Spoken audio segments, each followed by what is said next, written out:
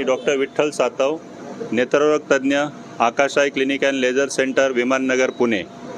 आणि I am doctor Seema Satav. Generally दुसरा जो गुरुवार आहे ऑक्टोबर महिन्यातला, हा जागतिक दृष्टी दिन म्हणून साजरा केला जातो. तर वर्ल्ड हेल्थ ऑर्गनायझेशनने हा जागतिक दृष्टी दिन साजरा करण्याचं चालू केलेलं आहे. तर जगातील जो अवॉइडेबल ब्लाइंडनेस आहे त्याची लोकांमध्ये जाणीव व्हावी या दृष्टीने हा दिवस सगळीकडे साजरा केला जातो. आज जगामध्ये भरपूर अंध लोकांचं प्रमाण वाढत चाललेलं. 1/3 पॉप्युलेशन हे भारतामध्ये आहे. त्यातले जवळजवळ 60% लोक हे मोतीबिंदूमुळे ग्रस्त आहेत.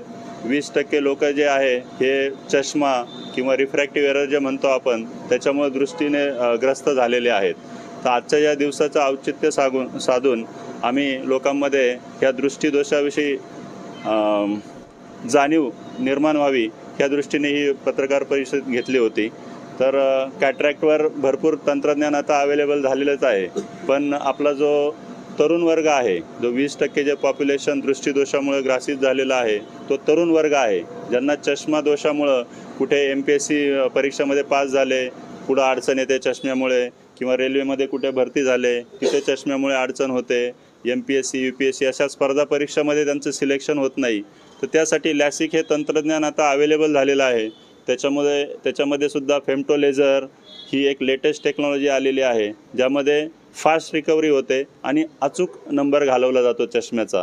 तर ही आपली जी पिढी आहे, तरुण पिढी आहे, त्यांना ह्या लॅसिक तंत्रज्ञानाचा फायदा घेण्यासाठी जाणीव व्हावी हे या दृष्टी दिनाच्या निमित्ताने मी सगळ्यांना सांगू इच्छितो. तर मोतीबिंदूच्या बाबतीत सांगायचं झालं तर मोतीबिंदूमध्ये सुद्धा आज लेटेस्ट तंत्रज्ञान अवेलेबल आहे. फेमटोसेकंड लेझर या पद्धतीने मोतीबिंदूचं ऑपरेशन केलं आणि प्रीमियम लेन्स जर निवडली तर मोतीबिंदूचं तर ऑपरेशन होतंच, अचूक होतं, रिकव्हरी फास्ट होतेच, पण चष्म्याचा नंबरसुद्धा घालवला जातो. तर ह्या दृष्टी दिनाच्या निमित्तानं ह्याचीसुद्धा लोकांना माहिती मिळावी, जाणीव व्हावी, ह्या दृष्टीने सुद्धा सगळ्यांना माहिती द्यावी या हेतूने आपण ही पत्रकार परिषद घेतलेली आहे.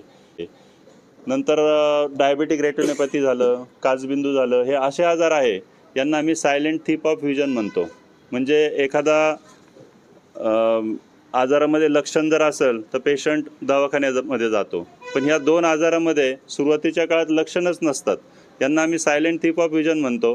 त्यामुळे ह्या आजाराची लोकांमध्ये जाणीव करून देणं हे सगळ्यांचंच एक प्रथम कर्तव्य बनलेलं आहे. जेणेकरून वेळेत जर ते निदान झालं, वर्षातून एकदा किंवा 2दा जर सगळ्यांनी डोळ्याची तपासणी करून घेतली आणि काचबिंदू आणि डायबेटिक रेटिनोपॅथी ही जर वेळेत निदान झालं तर आपण नक्कीच त्यांची नजर वाचू शकतो.